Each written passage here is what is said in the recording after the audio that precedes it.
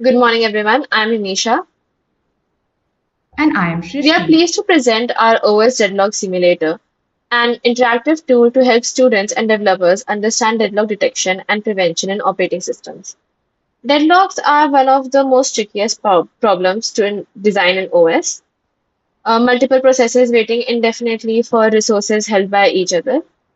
Our simulator visualizes how deadlock occurs and how they can be detected or prevented in real time.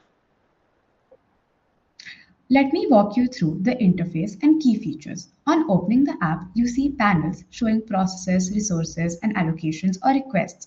You can dynamically add processes, allocate, and request resources, and the system will show whether a safe state exists or if a deadlock arises. We support deadlock detection. The system periodically runs a detection algorithm to find cycles or unsafe states. We also support deadlock prevention mechanism. Example, Banker's algorithm. Before we go deeper, let me summarize the OS theory behind this. A deadlock happens when four necessary conditions hold: mutual exclusion, hold and wait, no preemption, and circular wait. For detection, our simulator implements algorithms that find cycles in the resource allocation graph or use the approach similar to Banker's detection. For prevention or avoidance, we allow the users to experiment with constraints, for example, forcing processes to request all the resources at once or imposing a total ordering on resource types. We also implement the banker's algorithm when a new request arrives, we tentatively allocate and check if the system remains in the safe state, and if not, then we deny the request. Okay, now let's do a demo scenario. I will add three processes, P1, P2, and P3. Then we will define two resources, R1 with two instances and R2 with one instance. Initially, allocate some resources safely, say no deadlock. Then have P1 request one more of R1 because enough instances are free. The UI allows it. Then make P2 request R2 and P3 also later request R2. This leads to a conflicting demand. P2 holds R1 and waits for R2. P3 holds nothing but waits for R2. P1 may hold R1.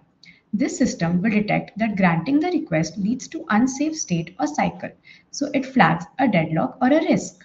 Now, if prevention bankers mode is enabled, the simulator will refuse that unsafe request and show that it would lead to an unsafe state, thus preventing the deadlock. Throughout the demo, you can see how the resource allocation graph updates dynamically and which processes are blocked, waiting, or running. Now, what if we increase the instance of the available resource? Let's say R1 gets 10 instances, R2 gets 5 instances, and R3 gets 7 instances. Now, when we check for safe state, it would say that it is in the safe state and resources can be allocated without risk of deadlock. Okay, now I will be discussing why is this useful. For students learning operating system, this turns abstract theory into concrete visual experience. In assignments or teaching labs, instructors can set scenarios and let students get different algorithms. You can experiment with what if scenarios. What if there are more resources? What if the requests are deferred? Limitations and the future work. We currently support only a few resource type and limited scale for dozens of processes or many resources UI may clutter.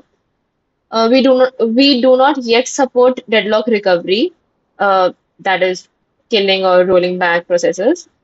We could extend to support multi-resource requests, dynamic resource creation, or more advanced avoidance strategy. Also, the UI could be improved. In conclusion, our OS Deadlock Simulator offers an interactive, hands-on way to understand deadlock detection and prevention. It bridges the gap between theory and practice by letting users manipulate processes and resources and immediately see the consequences. Thank you.